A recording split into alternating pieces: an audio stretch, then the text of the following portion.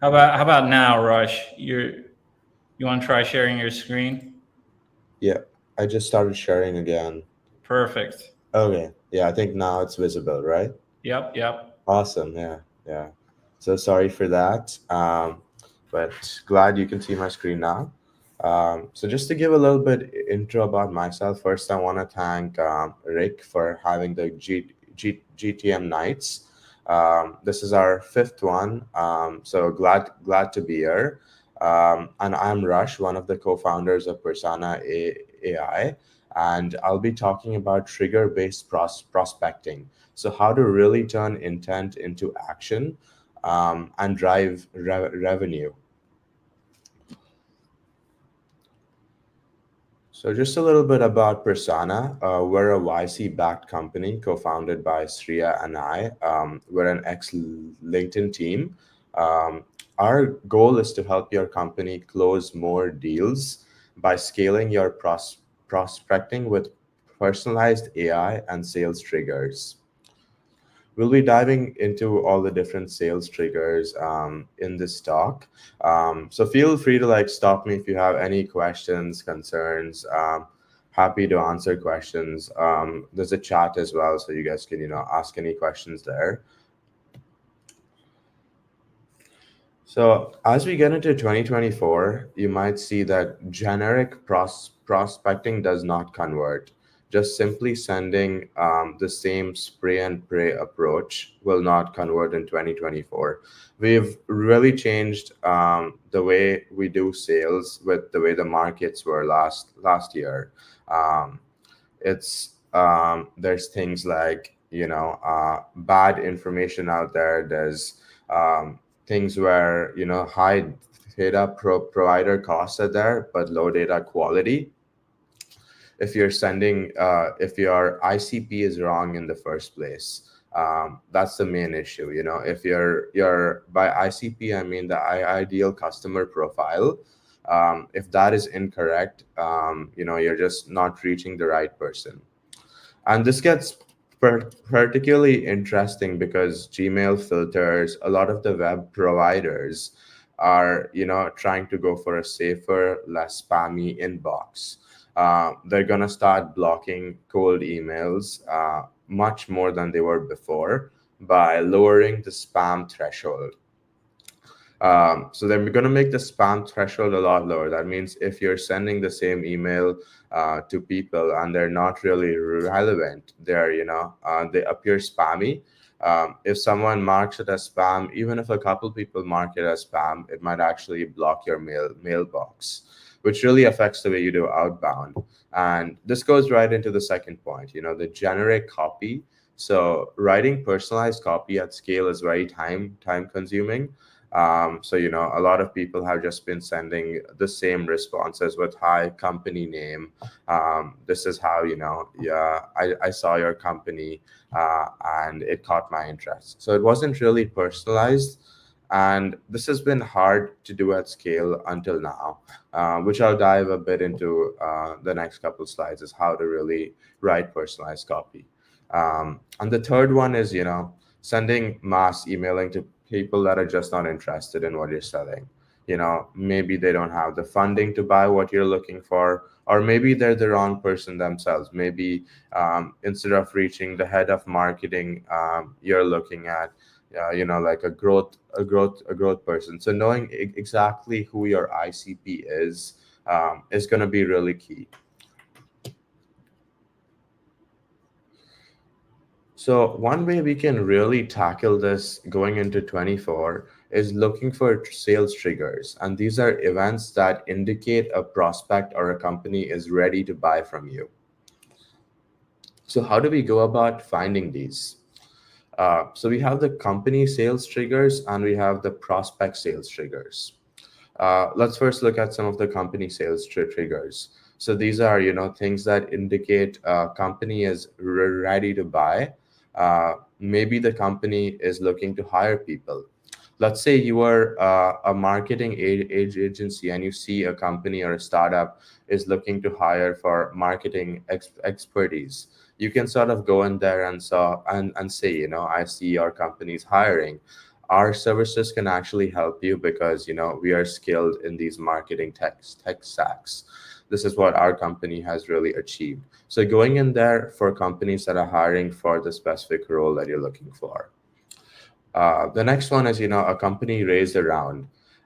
When a company raises funding, their investors are looking to them, for making good use of that money. And that often includes, expanding their team, hiring products, and they're open to buying more tools. Then we go into new legal and compliance needs. This is actually huge. And when YC chooses who to invest in, they look for, maybe there's a new compliance that came out. Because with the new compliance, you see tons of companies out there and a new industry created just to cater that. So if there's a new compliance, all these companies want to get compliant. So if you're offering services in that, it's a great way to reach out. When the GDPR came into place, there was tons of companies that were offering GDPR services and helping them tools to help with that. The next one is, if you open a new office location, a company wants to expand in a different country, and they're looking to grow their tools, work with different tech or product or services in the new company. That's a good way. A company from the UK moves to the US, they're looking to build their whole team here. So their team needs tools, their team needs support, and you can really go after that as a sales trigger. The next one is prospect sales triggers. So this is, when a prospect indicates they are ready to buy. The first one here is if a prospect changes their role or company. This is huge because when a prospect moves their company or role, especially if they're at a higher position, they would spend 70% of their budget in the first 3 months. And the reason for that is that they want to change processes when they come in. They want to get more tools. They really want to build their team up in the first 3 months, and make sure you're able to sell them things that help them grow their team. So a good way to actually reach out to these people is not just saying hi, congrats on your new role, but actually driving them with their mission. So showing them exactly how their team can grow. The next one is if a prospect looks at your website. This is when tools like Clearbit come into place. You keep track of the companies that look at your website. But a lot of companies that we talk to, they're actually not using this information from their Clearbit. They just look at it once in a while. The key would be to actually constantly monitor these, and there are tools that you can use to actually go in there and see which of these companies are actually in your ideal customer profile. And then going in there and finding people that work at those companies that are also in your ICP. And then finding, the verified email information to go after them. The third one is a prospect has a new interview or a social media post. They're doing PR or they're sharing their thoughts. This is an approach to sort of go in and, talk about the challenges they're facing if they point out any, and show them how you can solve this. Here are some more sales triggers. If you see that a company's revenue is increasing year over year or month by month, this could mean that they're ready to buy more. They're in the market to look for tools to help them scale, help them grow. If you see company news, company news is a lot to manually keep track of. So using a tool like Persona would help, because you can do that at scale. If you have like 1,000 prospects, you can look at the different company news and find information there for what is actually showing sign of high intent. We touched on this a little bit before, which was a job posting. So if there's an open role for a certain function, let's say you're a developer tool, you would want to look for companies that have increased DevOps hiring or have the need to actually build more DevOps, and then you can sort of go and this is how your developers can actually solve this, and we can help your new employees actually perform better with our tool. Then you have things like product launches. So these are new product lines that come in, and you can keep track of these and actually reach out to people based on them. Because with the new product, let's say you're a growth agency, you can look at products that are launched and be like, I saw your product, this is how I can help you, and really diving deep in and thinking about how you can really help their product and putting that as part of your messaging. I'll be showing you an example in the next couple slides about this particular example, how to go from company news to product launches to a hyper personalized message. Then we have things like new leadership. And this is really cool because you can track all the VPs right now and see, what companies they move to. And since VPs are higher up execs are really good for selling to because they have the funding.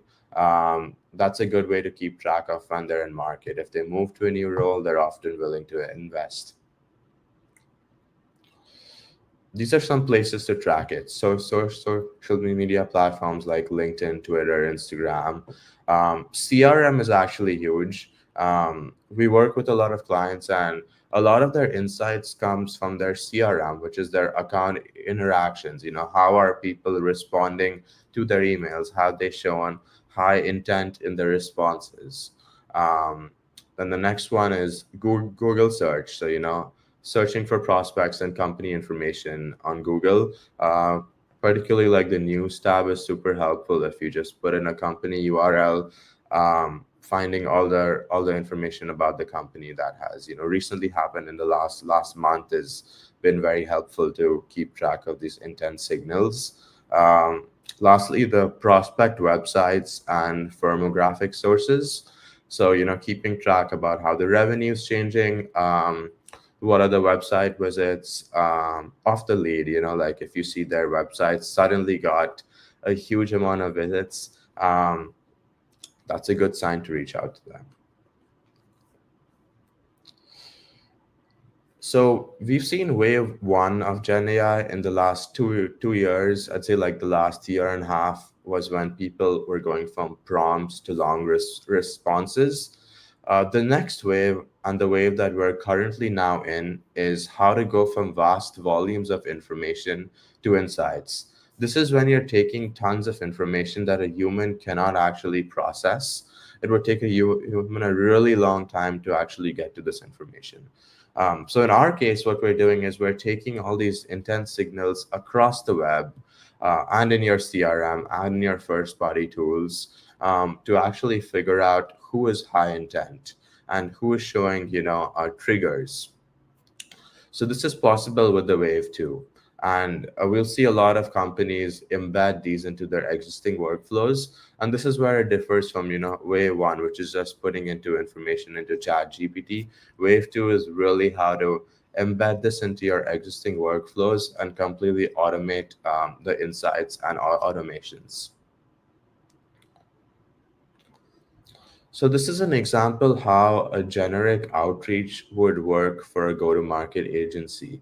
On the left side, you see the outreach that happened a while before, where you would just find a company with less than 50 employees, send people a generic email, and it'll have a really low conversion rate. But the way you want to do this is you don't want to spam people, you want high response rates. So to actually personalize your outreach, you would start up by researching companies that recently launched products and got recently funded. So these are both triggers that you can look for. And then the next step would be learn about the products that they actually launched, because you need to understand how can you actually help them? How do you show your value in there? You can identify places that you can help them strategically with their go to market. So this is diving in deep, finding out where are your expertise and how can you actually tie it to them. And this takes about 15 to 20 minutes research per lead. So it is definitely more time consuming, but we can speed this up with the power of AI. Yeah, so this is what we're looking at. You're the founder of a growth agency, and you need to reach out to startup founders to sell your services. So this is how your workflow would kind of look on the left and right. The left is the old way of doing things where, you just have few fields that are dynamic, but the messaging is, just being sent to the same people. On the right side is, you go after the person with a more targeted approach. You say, I've been following your company's journey for a while. And this is where you'll put in the company name. And you can change this depending how you want. And I think there is huge potential for scaling here. Here are a few ideas that I came up with. Now these two fields would change for each lead. So let me show you an example how it'll look after using AI. So this company called Aquinox, here are a few ideas that I came up with. You utilize social media influencers and tech bloggers to promote Cube Armor. This is a particular product of theirs. The next one is creating a referral program for Aquinox Free Forever plan, giving existing users benefits for bringing in new customers. Launched a series of webinars and live demos to highlight the benefits of the Aquinox runtime. This is super key because it talks exactly about their product. And I wouldn't know that this is AI generated because it looks like you really research about the company. So you need to build up this information about your company and be able to tie it well. And doing this manually for 1,000 leads would take 333 hours, but with AI, it takes 1 minute to process 1,000 leads, where you'll be getting customized few ideas that you come up with about your company. You just have to tell the AI, this is what I'm specialized in, this is what the company is about, and these are their products that they recently launched. So all the research that would have taken you 20 minutes per lead can be done with AI super fast. So it's really about embedding AI into your workflows and helping you, drive that conversion. And we've seen customers with similar cases being able to, 5 times their response rate, 5 times their conversions, just from going to something like this on the right. Just want to touch on one more AI-powered workflow. This is a workflow that Kyle actually posted on LinkedIn that we thought was really cool.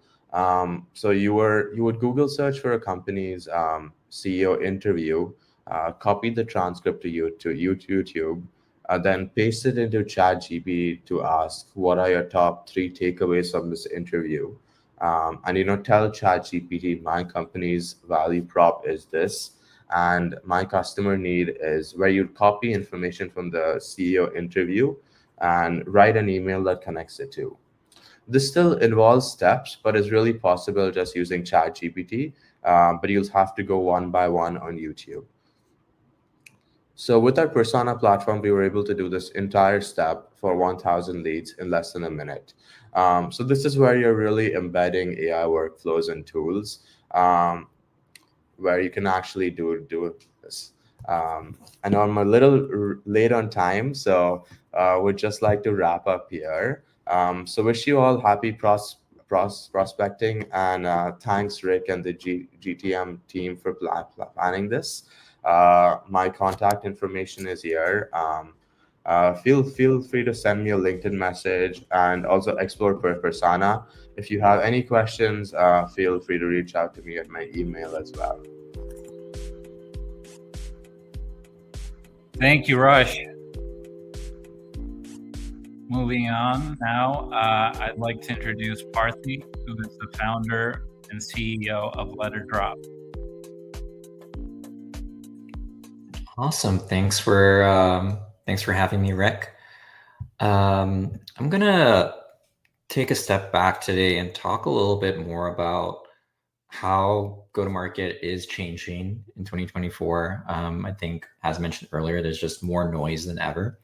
And so before I dive into like how you can use AI for marketing, I want to really talk about how the world is changing and like why you need to be adapting, else you're going to kind of fall behind.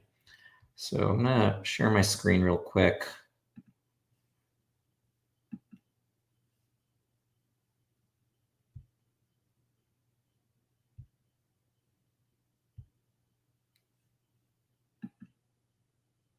There we go. I think I have the right screen. And Rick, I just want to make sure that you guys can see my slides, right?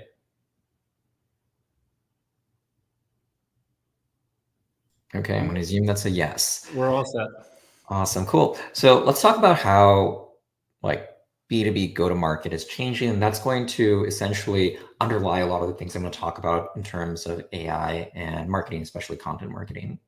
So this is, let's sort of like layer on a go-to-market motion. So bare minimum basics is like simple outbound, right? So you're reaching out to your prospects, you have a BDR or someone on the sales team, reaching out via email, via LinkedIn DMs, via cold calling, perhaps using tools like Apollo, and just trying your best. You have a lead list and you're kind of working off of that.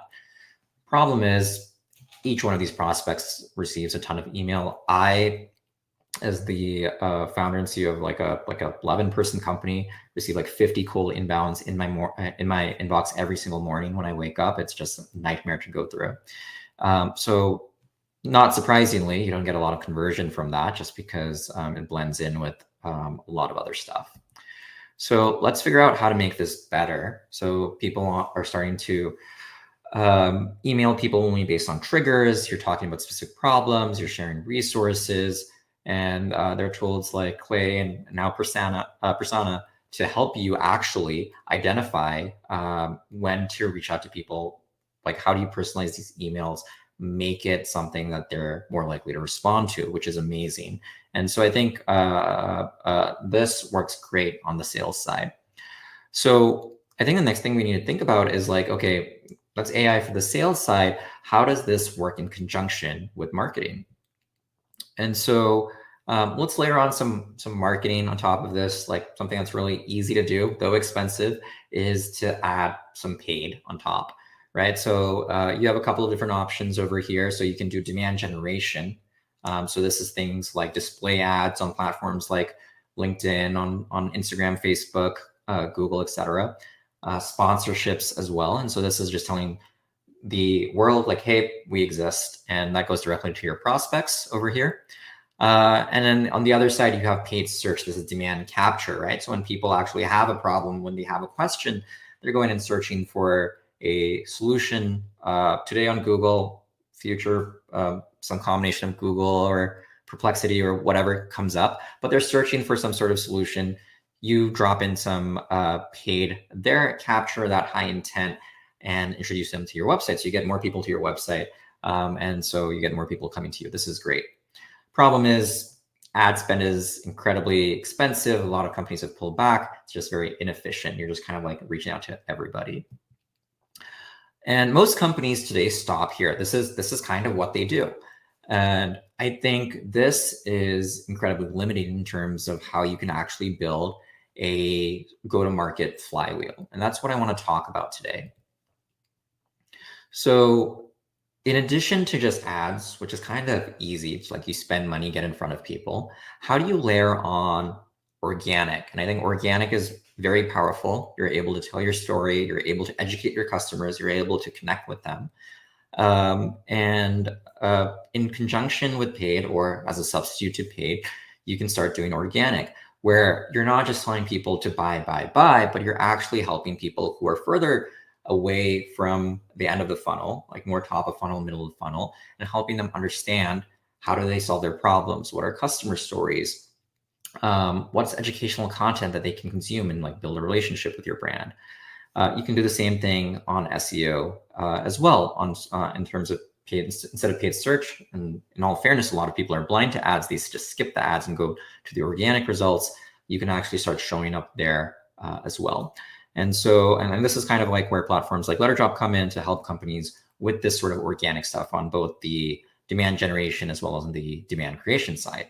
And so now you get even more people to your site, and possibly like higher chance of conversion because you've been engaging with them organically. They want to engage with you. It's not like you inserted an ad in front of them. That's the only reason why that they're engaging with you. So great, you have paid, you have organic, you've layered on marketing, you're still doing your outbound sales, you're getting more traffic to your website.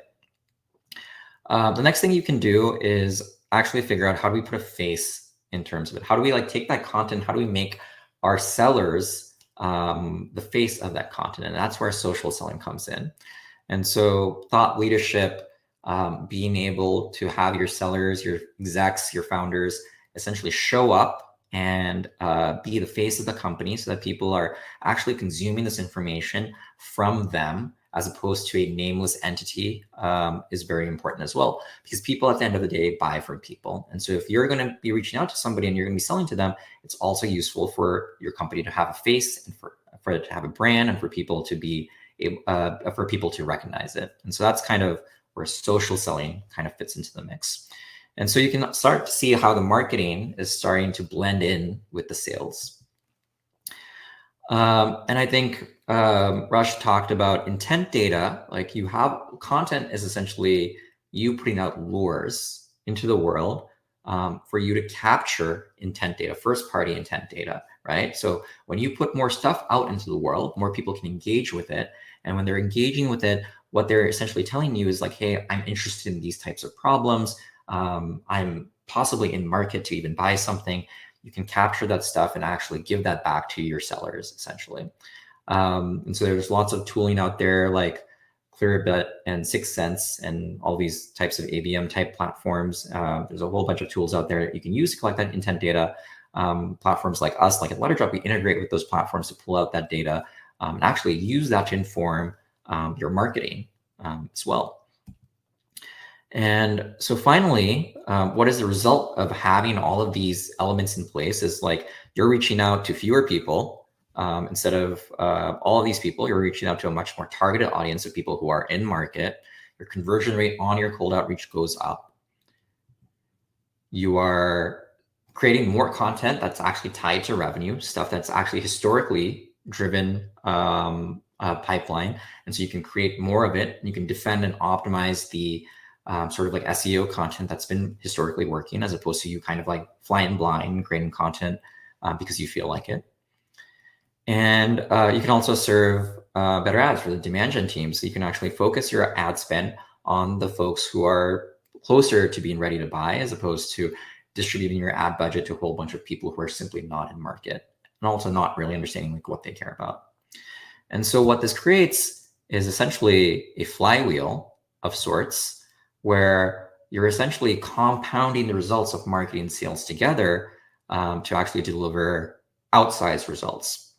And so this is very powerful. This is the only way to truly scale a go-to-market motion with like very coordinated sales and marketing orchestration, right? So both of these teams need to be working well together, and they need to be understanding how to take the sort of like interest that marketing is creating and how to actually convert it with sales and then turn that back into data for marketing to operate on again. So I just wanted to start with this because this is actually the underlying principle of why and how you should be using AI in marketing. And I think it's very important for people to understand that.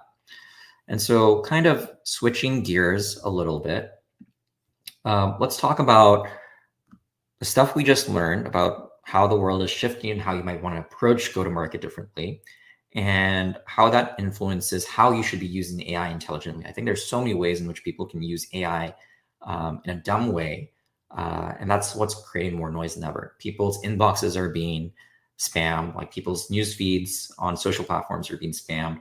People's search results are being spammed. It's just like more and more and more. And all of it is like very low quality too. Like people are doing more with AI, but they're creating more noise. And that's what you don't want to do. You want to essentially be doing stuff that stands out, right? So you don't want to be doing things like spinning out thousands of copycat pages and seeing your traffic sort of work and then being banned by Google and dropping off a cliff.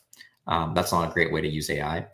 You don't want to use AI to be trying to engage with people. This is an AI generated, and I'm sorry for putting this person on the hot seat right now, but AI generated comments when you're trying to engage with me and you're not having a conversation, you're just parroting back what I said because you dropped into ChatGPT. That's not like a really great use case as well. Immediately going to block you actually because you don't seem like a real person. And so people shouldn't be using AI to create user-facing content that I think hasn't been reviewed. If a person hasn't seen it, don't put it in front of your customers. You don't really know what you're going to be putting out in front of them, unless you're operating at such a scale and volume that you're okay with burning a ton of them. Depends on your business, depends on like what your market looks like. But just if you want to run that playbook, you also have to be okay with a lot of them just being like, yeah, this is garbage. I don't want to associate with this person in any capacity. The second thing you shouldn't be using AI for is looking for truthful data.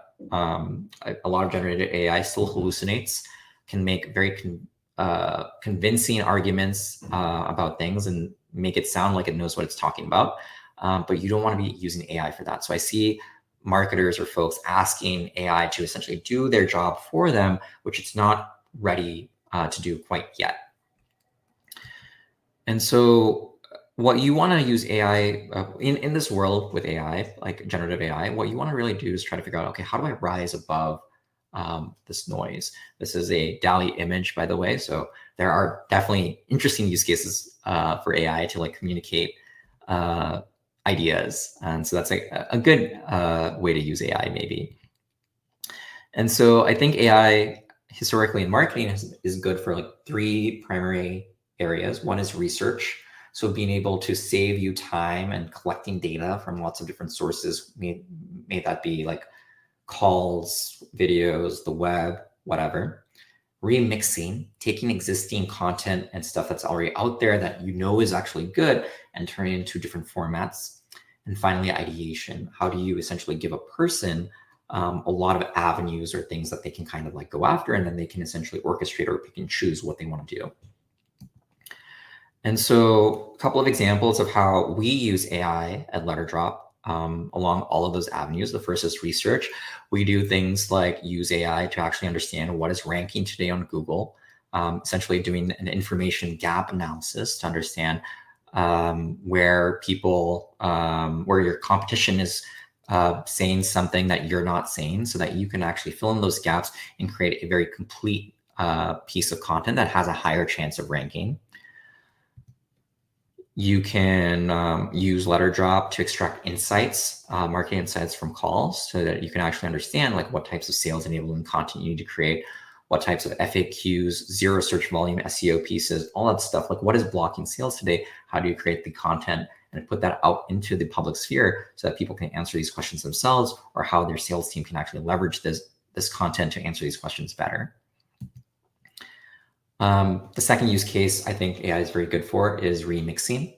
So how do you essentially turn things like webinars or long form content into blogs and social media posts very quickly? So in Letterdrop, you can create campaigns from existing content. Just say, hey, like I already have these ideas fleshed out for me. Can you turn this into this different format so that I can redistribute it?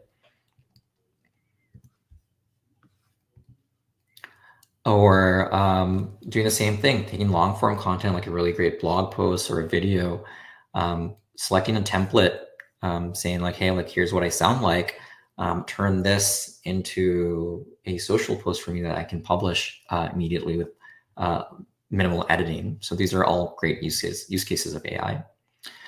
The last one I want to go into is ideation. So things we do here are helping companies actually understand how can I cover a topic to rank on Google in a way that it hasn't been covered before? And so essentially giving you a menu of options to actually understand, okay, like what are ways in which people have not historically visited this topic in order to answer search intent?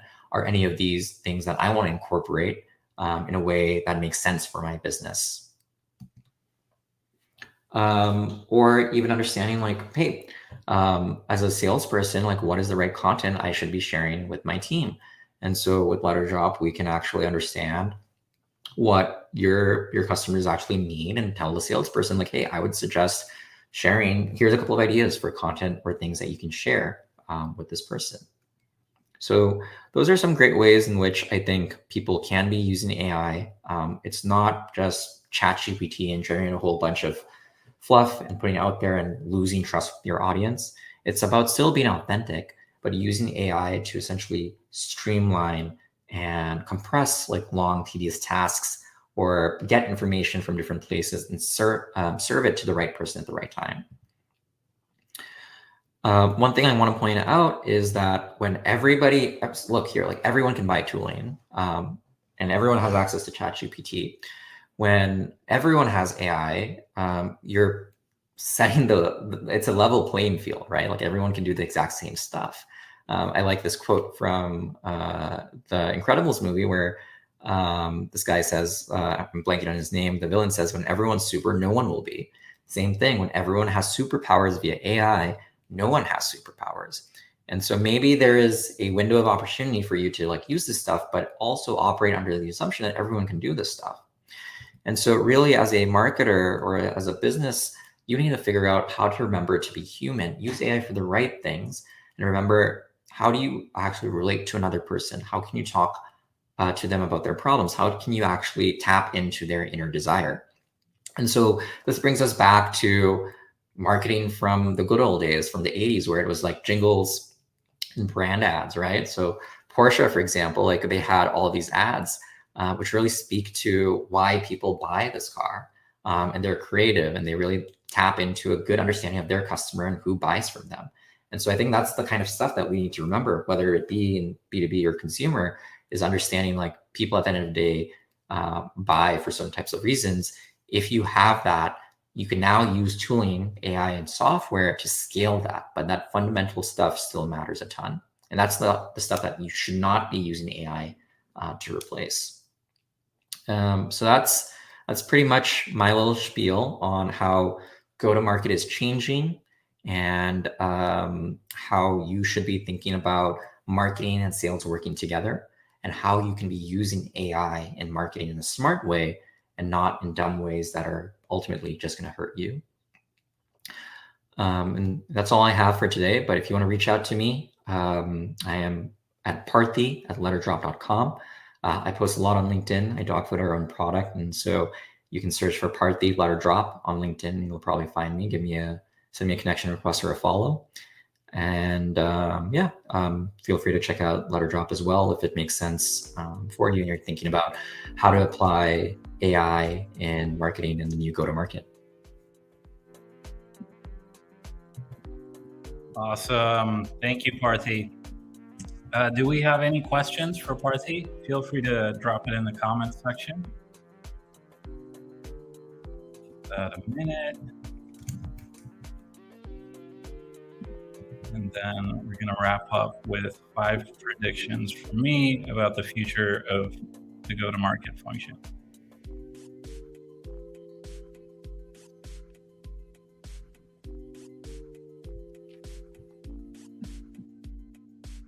Okay, it looks like we can move on. Thank you, Parthy, again.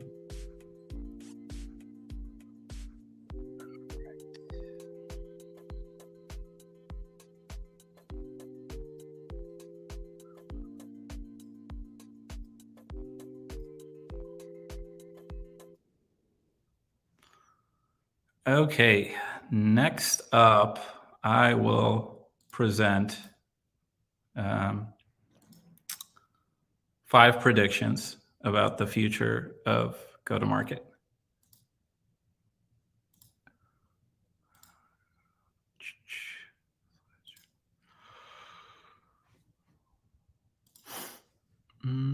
Present, share screen.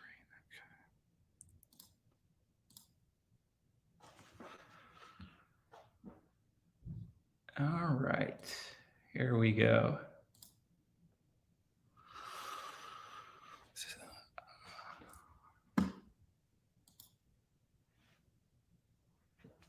Okay, so a lot has happened in 2023, and we're moving into a new future, like Parthy and Rush both noted. And here are the 5 predictions that I'm making for 2024 about go-to-market. So let's start off with who am I, and what is RiteGTM, my company? We build revenue engines. I've been working with tech startups for over a decade. Have had a chance to work with companies all from inception all the way to 20 million in annual recurring revenue. So this has given me the opportunity to see how startups grow, expand, and evolve over time, and at how they function and evolve at critical milestones in their journey. Now, what's going on with go-to-market? Prediction number 1, I believe that the tech stack will consolidate, or it will be optimized through AI as the new co-pilot. So you can expect to see existing vendors launching more tricks, acquiring vertical players to expand their offering, to expand into adjacent markets. Another trend that you can expect is that there will be a lot more AI and a lot more experimentation with the growing number of tools, which is increasing the efficiency of the workforce. And then will AI become a co-pilot or displace the humans that are needed for executing these tasks? So we will see how this will play out, but in the short term, it's more of a co-pilot than anything. Prediction number 2, relationships will become the new growth engine. In a world where we're seeing the anatomy of the corporation shrinking and less people needed to carry out certain functions, especially within the revenue function, these customer-facing roles like marketing, sales, or customer success, as they get smaller in size, we won't need as many people. And as we double down on retention, these relationships our partners and communities will be worth their weight in gold.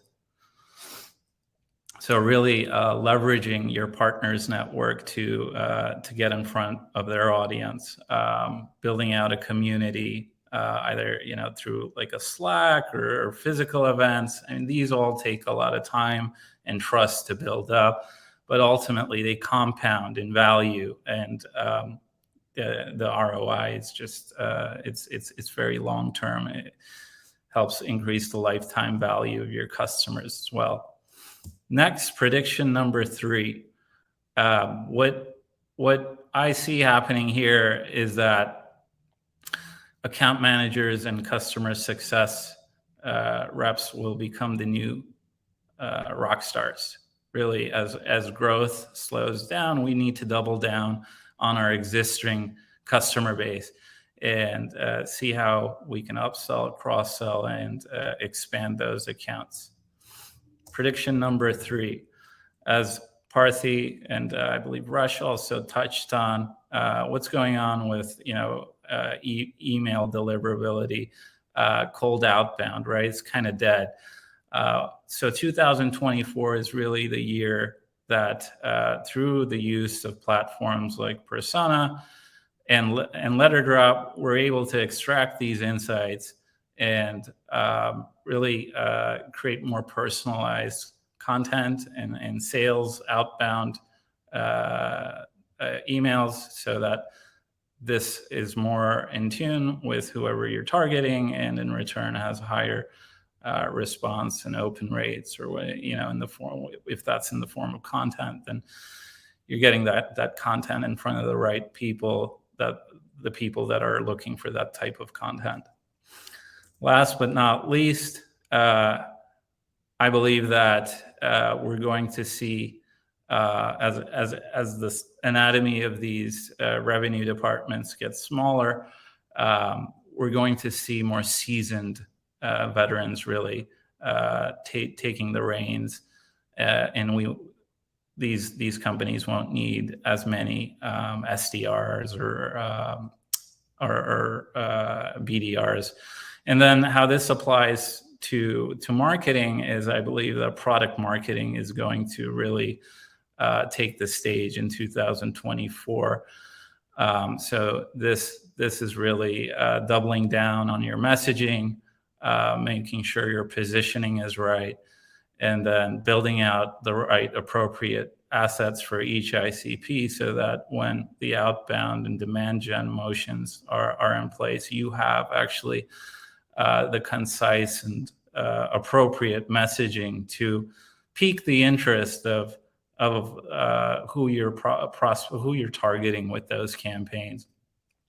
So a lot more lean, personalized selling machines. So thank you all for joining. To learn more about RiteGTM, feel free to visit the website. To learn more about go-to-market insights, feel free to visit my blog. Go-to-market Vault is a weekly newsletter that I write. To learn more about go-to-market strategies, feel free to sign up there. And then go gtmnights.com for more information about GTM Nights and previous videos of speakers at our events. Feel free to reach out to me if you have any questions or would like to speak at one of our events, or even interested in sponsoring. My email is rick@ritegtm.com, and also feel free to add me on LinkedIn. Thank you all for joining the 5th Go-to-Market Nights, and we look forward to seeing you at the next one. Thanks.